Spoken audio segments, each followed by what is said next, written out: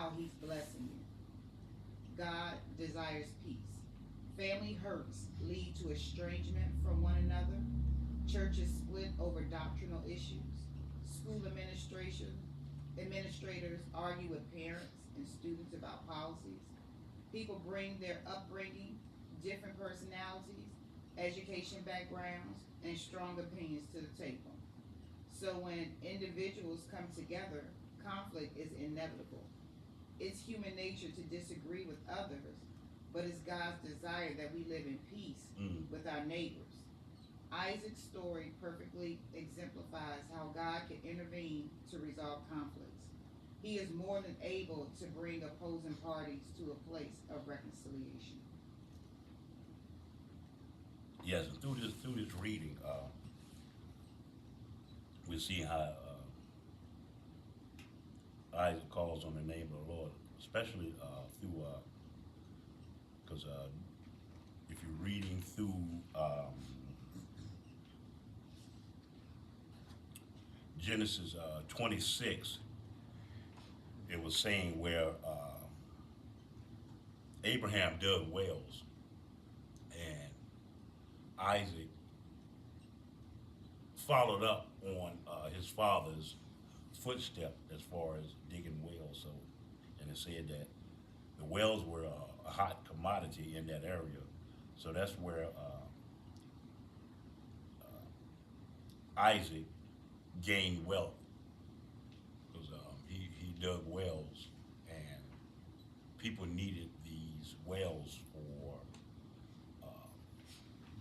feeding their flock, things like that. But the Lord blessed him because at first Abraham went through a famine, and then just before Abraham passed, Isaac went through a famine. So I guess Isaac was digging these wells, and it helped him to bless and to flourish in that area. So throughout the story, it said where Isaac ran into a king, King Abimelech, and he ran into a King Abimelech, and King Abimelech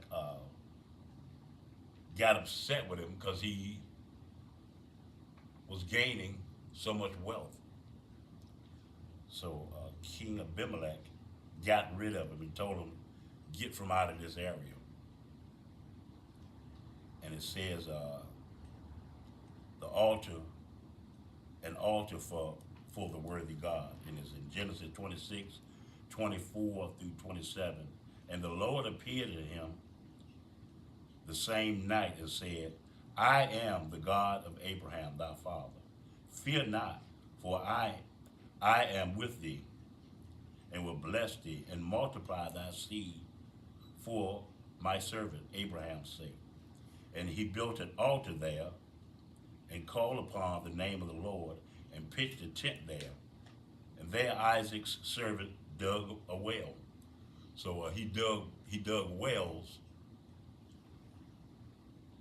and when he ran into King Abimelech got upset with him because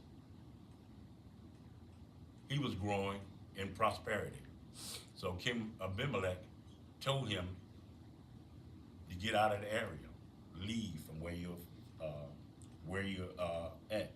And then King Abimelech went to him from Gersha, and Azar, this was one of King Abimelech's friends, and his friend, and Pishku, the chief captain of the army. And Isaac said unto them, "Wherefore come ye to me, seeing ye hate me, and you sent me away?" Because evidently, King Abimelech was upset with Isaac because he was gaining so much wealth. So he told him to get out of the area. And when he left, he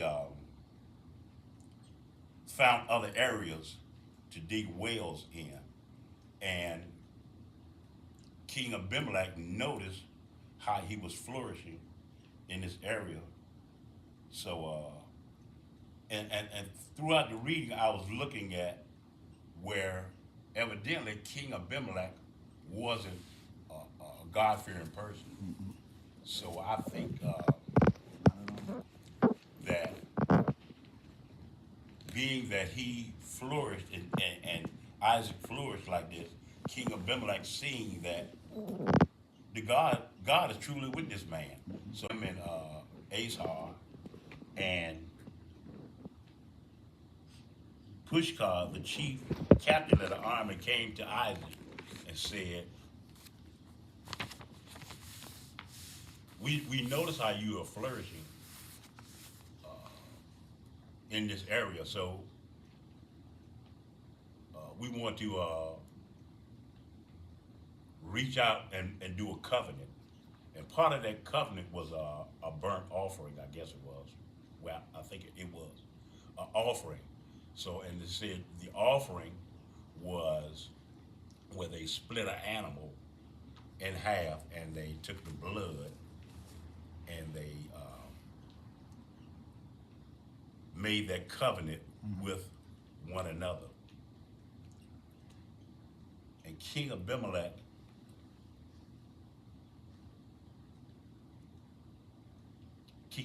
noticed that when let me go back. Isaac had when he went to Gershar, he was digging wells, and the people seen that Isaac was flourishing. So some of the people in the county noticed that were Goshen, where Isaac was flourishing, and some of them went and backfilled the wells, so he couldn't flourish in that area. And they filled filled the wells with dirt. But God said he was going to be with him. So this is showing where you need to really trust in God in all that you do. Whether you're a new person or not, you know, because God will bless you if you follow the footsteps of the Lord. But he was being watched. Isn't that, I mean, he's definitely following the footsteps of his father. You know, we see that between even him and his wife. That he was following in his father's footsteps. And when God came to him, he said, because he didn't want Isaac to be afraid. He said, I'm the same God of thy father Abraham. So, just for me, just hearing that, God will confirm who he is to you. And because to me, Isaac was, I can't say how much of his daddy he was like, but because when opposition came against him, he didn't just, you know, fight. He didn't, you know, get involved. We can, you know, only imagine because he didn't get involved with, oh, well, no, because I done dug this well, so no, sir, I'm gonna stay here, and I'm gonna fill this well. This, I put my blood, sweat, and tears into this. But when the king said, you gotta go, what did he do? He left. He left. It's like, I don't want any problems. I don't want any conflict. But even in him being pushed out of that land and into another city to build another well, the people couldn't help but see that God's hand was on him. And to me, that is it helps me to, even while I go through whatever trials and tribulations, oppositions, it just reminds me that God's hand is still yet on me, and people are always going to be watching. But then I have to consider my response. That's it. And my action Every time. in that. Because people will watch you in hopes of getting a response from you. Yep. So how you respond doesn't give them more power over you, but how you respond is either gonna bring glory to God or glory to yourself. Mm-hmm. Because if you notice, throughout the reading, he built wells in that area. After they backfilled them with dirt, he left and went to another area. He went to several areas and built wells, and he called each one of them different names. Go ahead, sir. I think it's important that we remember that Isaac was already very rich. Mm-hmm.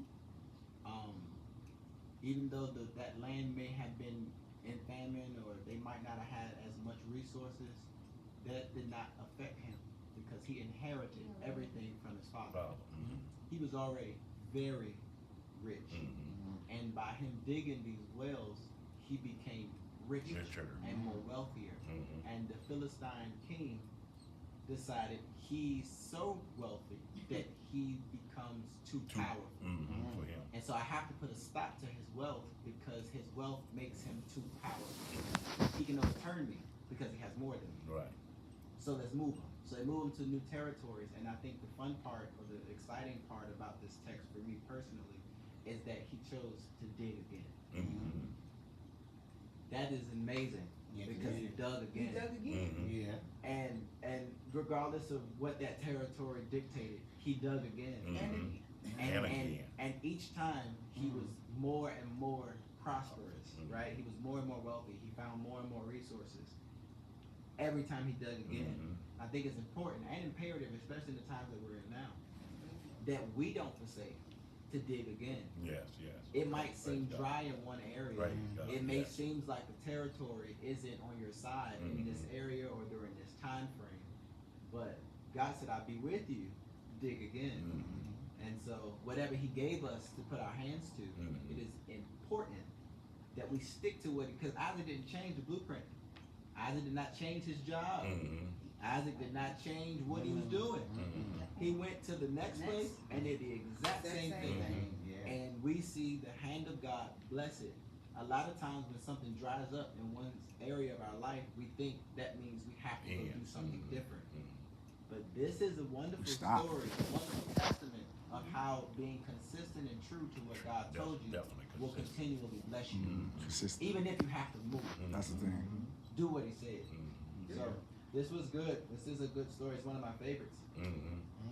And it shows that a lot of times, being that you don't flourish in whatever you do, you get frustrated. So you might stop You do. to, like you said, change your blueprint and do something else. You know, and I bless God for that. And we do. Yeah. The humanistic part of us Mm-hmm. that deals with the frustration of the backlash. Mm-hmm. You know, most of the times it will cause either a halt or either for us to question the command Mm-hmm.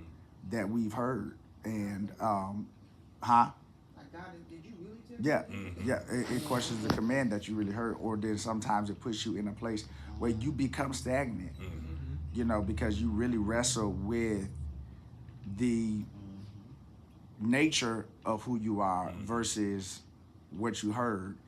And that's the interesting thing about trusting in God. Mm-hmm. You know, you trusting in something, and it's like, That you can't even see, but you. Yeah. but this, Mm-hmm. Is this you know, so it's like, you know, you're looking at two different outcomes, but at the end of the day, it's about the consistency. Mm-hmm. In the end. The consistency in the end, you know, because that's what He said.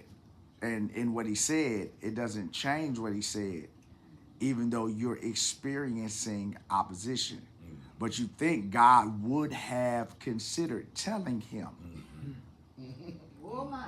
you're going, I said dig wells, dig a well, but, you know, they're going to stop it up. Yeah. And then you're going to have to, you know what I'm saying?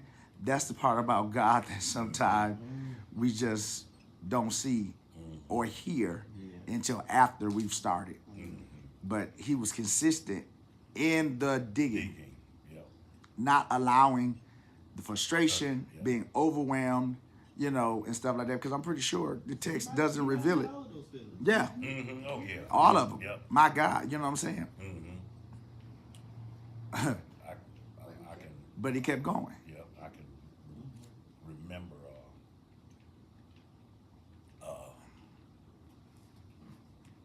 I guess it was a friend of mine. He ran through the same type of situation in coming up in a church. And I go back to the story where the young lady was talking about she didn't like the changes going on in this entrepreneurship of the young lady. So a couple of incidents went down where frustration set in, and this person wanted to leave where he was residing at and worshiping at, and frustration really set in where he wanted to leave. So God put on his heart to keep on trusting in God, trusting in the person that's above you and the person that's under those people, to keep on trusting in God and keep on walking by faith. You know, being that that the person was a new person in that church, that he wanted to leave. And I also noticed where Isaac kept on digging these wells. Each time he did dig a well, he named it a different name. And it shows where after he dug these wells, where he was so happy that he built An altar. to represent his goodness and his trueness. to Sacrifice. God. Yes. Sacrifice and worship. Yes. Sacrifice and worship. And that's what we've been looking at over the last couple of weeks. Every time there is something, or every time there's the next move, there's always an altar that is built that precedes what God did last, and that comes before what he's about to do. Is always the altar. Yes. The altar is so important to where we're coming from, and also to where we're getting ready to go. Sacrifice and worship. You know, it's a two-way thing. You know, I'm giving something that costs me, while yet I'm worshiping him for his ability. Oh yes. Yes. You know, so those things are very important when we're looking at, you know, transitions in our life as well. Yes. You know, but most of all, what did God say? And a lot of times we dictate God's voice based upon what we want him to say. Yeah. You know what I'm saying? Or what we want to. That's why the Bible says there's safety in the multitude of counsel. Yeah. Only because we can say God says something because of how we feel, what we think, you know, what we want, you know, but it may not necessarily always be him, or that may not be him at all. It's you're being led out of what you feel. Yep. You know, and so that's a lot of times, even in the situation that you just gave, we're easily led out of our own comforts or pains or feelings. But versus what did God say? Did God tell you to do that? Or did God call you from that place? Or are you just mad? Yeah. And if that is the case, say that. You know, say that and deal with that part before you make a move that's going to hinder you up the road, because now you're walking the steps that God ain't called you to do. God ain't called you to do that. He ain't told you to do that. You know what I'm saying? So now you're dealing with, you know, stagnation. You're dealing with, oh my God, Yeah. so much different things when it comes down to just being out of the will of God. Out of the will of God. Don't do anything outside of what he said. You know, filter through your emotions and make sure that they are in the proper place and not, oh, well, God said, no, he didn't say that. That don't even sound like him. That don't sound like him. And if it ain't don't sound good, it ain't God, period. Oh, or if somebody tell you that ain't Yeah, God. yeah. Oh, you're not hearing from the Yeah. Lord. No. That at that moment is now is something that is challenging or buffeting. You know, maybe what you wanted God to say. But we all have to have a council of people in our lives that don't always agree with us. Yeah. I bless God for throughout my walk with the Lord, I grabbed hold to obtaining a rhema word, knowing that those words are from God. A lot of times we'll get frustrated and we want to change our walk and our thoughts towards that situation. And I remember me and you talking once before about an altar, and it brought to me altar like an alteration, That's absolutely what it is. fixing something that might have been on the old side, something that might have been on the new side, so that alteration will bring that thing together, mending it. And that's how he did. After he dug all these wells, he made an altar to worship and praise God and thank God for it, because I was going through life once before about should I leave or should I stay where I'm at through an incident at a church. But God let me know to stay where you're at, son, and God will bring it all together. He said, I am with you. That's it. Because sometimes opposition, we look at opposition as a tool that we use opposition as if it is always bad, you know, That's but because of the word. yeah, because of the word. But opposition, depending in the framework that it is sent, because look at the first part of this text. You know, they told Isaac, "You can't stay here. You gotta go." Yep. But he would have took that opposition as like, "What you mean you putting me out?" You know. But that opposition was really God setting him up. You know, to put him into a place. But then also the opposition was setting him up to find out what was in him. Yes. Do you see what I'm saying? So it's just not, oh, you're gonna get this over here without, but let me see your character or your integrity. You ready for it? Do you really trust me? You know, so opposition may not always be a tool that, oh, they opposing me, they don't like me, because that's what we think opposition. They don't like me. That's not what that is. Yes. To oppose, you know, Opposite. you know, I can have an opposite of opinion, but it don't mean that I hate you or don't like you. You see what I'm saying? But sometimes it's a friction that will cause iron sharpens iron. Do you see?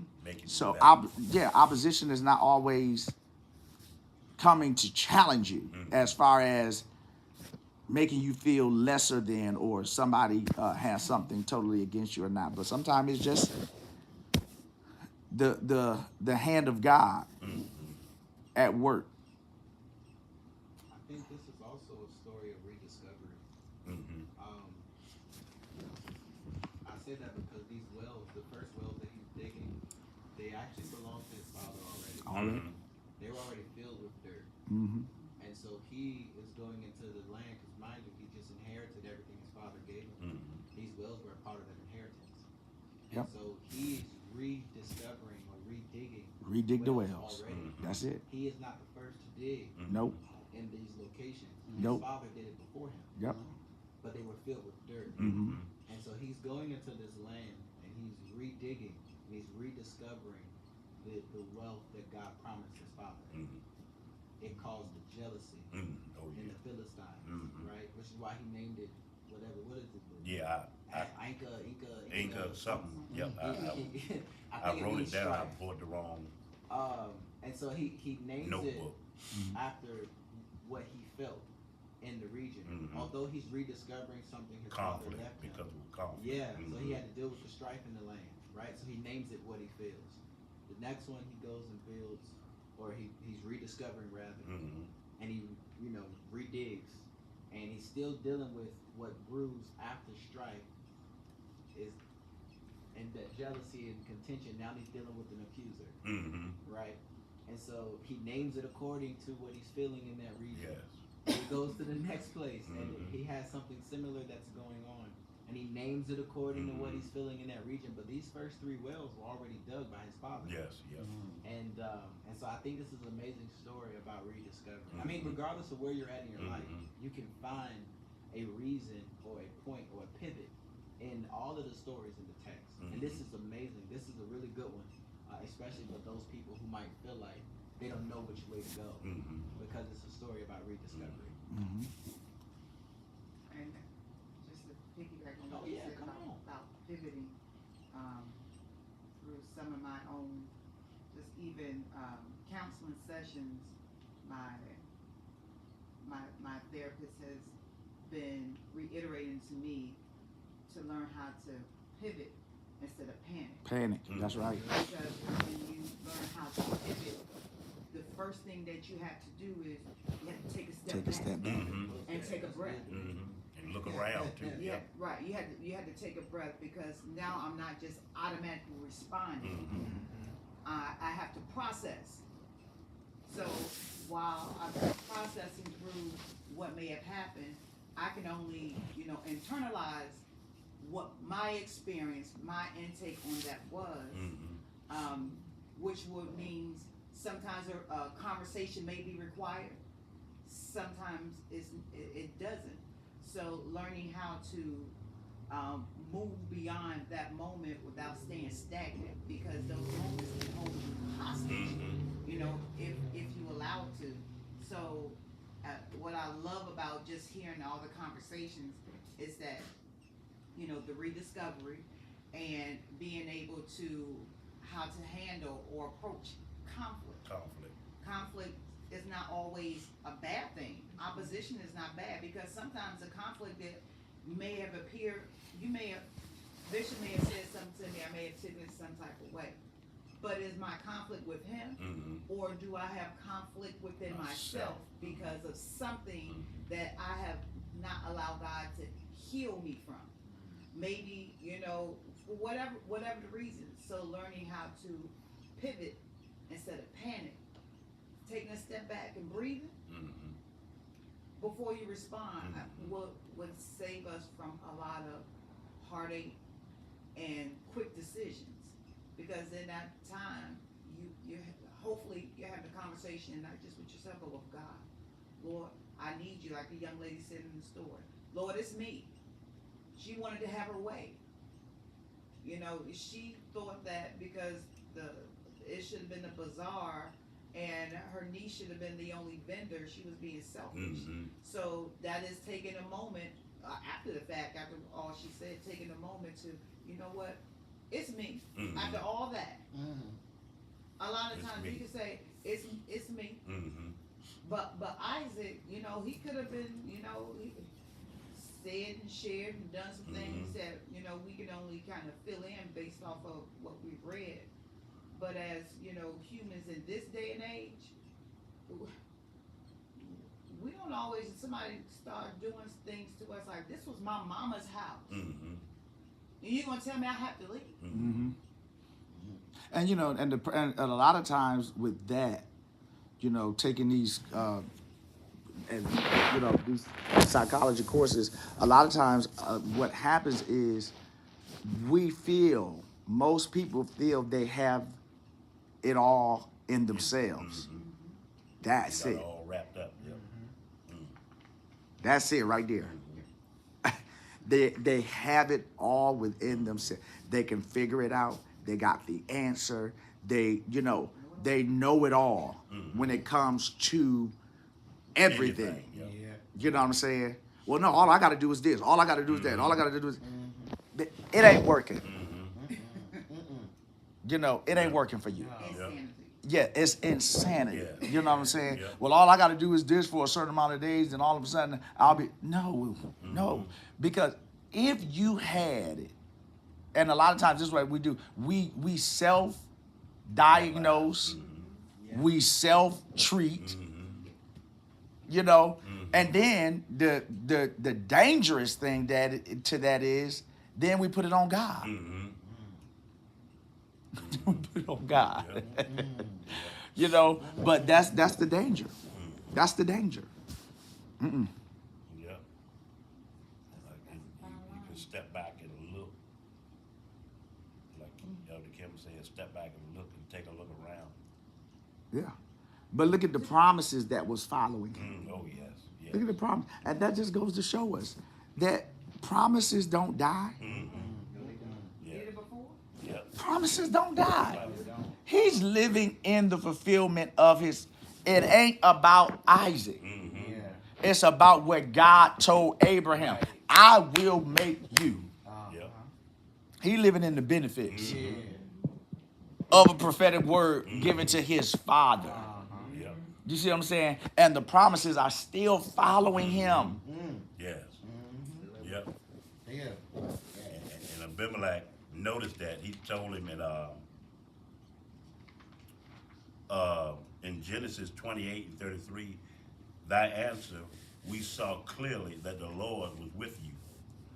So we said, there ought to be a sword agreement towards us, between us. Let us make a treaty Ain't that how people do? with you, that you will not harm us. Right, because now we're scared. Yeah, that you're scared as I don't know. You You gained too much power. You ain't That's lying. good though, because that's restoration. Mm-hmm. You know, there was all Restore. this contention and all this strife and all Yep. this jealousy and all Mhm. this evil doing towards his land and property. Now I want us to be restored. Mm-hmm. And again, it's just another rediscovery. Mhm. We do what God tells us to do. All of those people who we may have fallen out with because we're following His will, eventually gonna come back. You know what? You was right.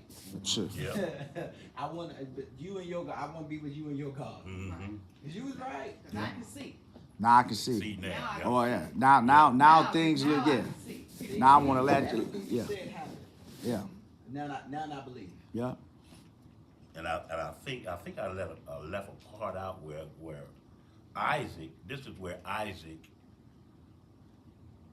went to where Abimelech was, and Isaac said that I'm trying to make sure I'm saying it right. That where Rachel was his wife, and he said it was his sister. Uh-huh. So he got He lied. Abimelech seen it, and he seen him following with Rachel. So Abimelech noticed that Yeah.